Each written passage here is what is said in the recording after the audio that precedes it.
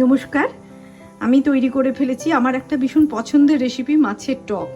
তো আপনাদের যদি এটা ভালো লেগে থাকে তাহলে লাইক, কমেন্ট ও শেয়ার করবেন। নতুন নতুন নোটিফিকেশনের জন্য অতি অবশ্যই সাবস্ক্রাইব করবেন। সবাই ভালো থাকবেন, সুস্থ থাকবেন। ধন্যবাদ। এখানে 4 পিস মাছ নিয়েছি।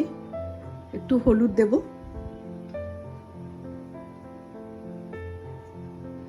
আর একটু নুন দেব, দিয়ে ভালো করে এটাকে আমি মেখে নেব। এটা মিনিট 10 ম্যারিনেশন করে রেখে দেব। আমরা যেমন সাধারণত নুন হলুদ মাখিয়ে রাখি আর কি। একটু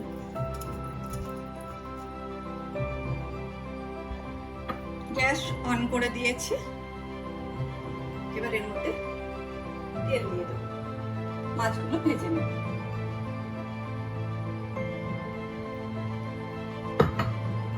তেলটা গরম হবে,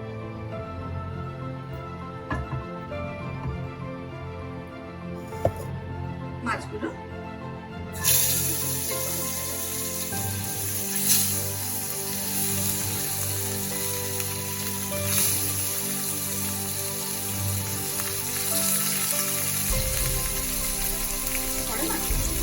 এবার মাছগুলো উঠে দেবো।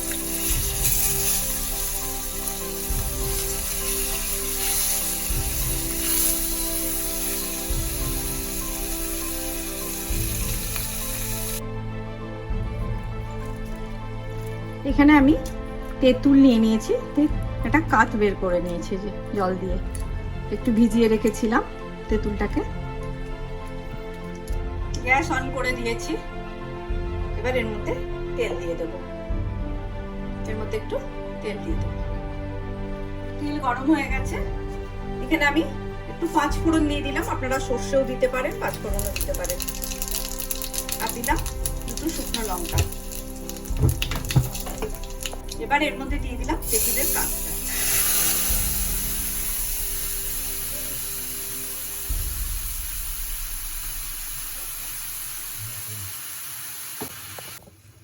এর মধ্যে একটু জল দিয়ে দিলাম, তেঁতুল গোলা জলটাই দিলাম।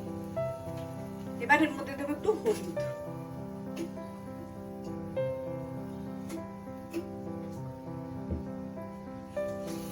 আর দেব নুন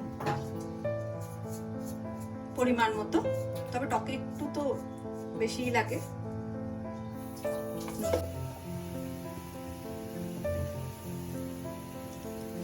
এটা ভালোভাবে ফুটে গেছে। এর মধ্যে এবার মাছগুলো দিয়ে দেব। তেঁতুলের গোলাতে মাছ দেয়া দেখে ভাবছেন মাছগুলোকে টক করছে, ঝাল করলো না কেন, কালিয়া করলো না কেন। কিন্তু মাছের টকেরও আলাদা একটা স্বাদ আছে এবং এই গ্রীষ্মকালে মাছের টক ভীষণ উপকারী। বিশেষ করে তো বীরভূম, বাঁকুড়া, বর্ধমানের লোকেরা ভীষণই টক খায়। আমি বেসিক্যালি বীরভূমের, তো আমি এই টকটা খেতে ভালোবাসি। এবার এটার মধ্যে আপনি মিষ্টি দিতে পারেন। যারা খুব খাট্টা টক খায় তারা মিষ্টি দেয় না, কিন্তু আমরা বীরভূমে যারা তারা একটু টকে মিষ্টি দিই, কারণ ব্যালেন্স হয়, টকটা খেতেও ভালো লাগে। তো এর মধ্যে এবার চিনি দিতে হবে। এবার এর মধ্যে দেবো মিষ্টি। মিষ্টিটা যতটা পরিমাণ আপনি খাবেন ততটা দেবেন। আমি এইটুকু দিলাম, মানে টকও থাকবে মিষ্টিও থাকবে। অনেকে আবার বেশি মিষ্টি দিয়ে দেন, মিষ্টি মিষ্টি টক খেতে ভালোবাসেন, তো ওটা নিজের স্বাদের উপর নির্ভর করবে। সাউথ ইন্ডিয়া গিয়ে তো মাছের আচার খান, তো ওই মাছের আচার ভেবে একটু খেয়ে দেখবেন। হ্যাঁ, ভালো লাগবে খেতে। আর এটা মানে গ্রীষ্মের ভীষণ ভীষণ ভীষণ উপকারী একটা রেসিপি। ফুটিয়ে নেব, তারপর এর মধ্যে লাস্টে একটু ফিনিশিং টাচ দেব।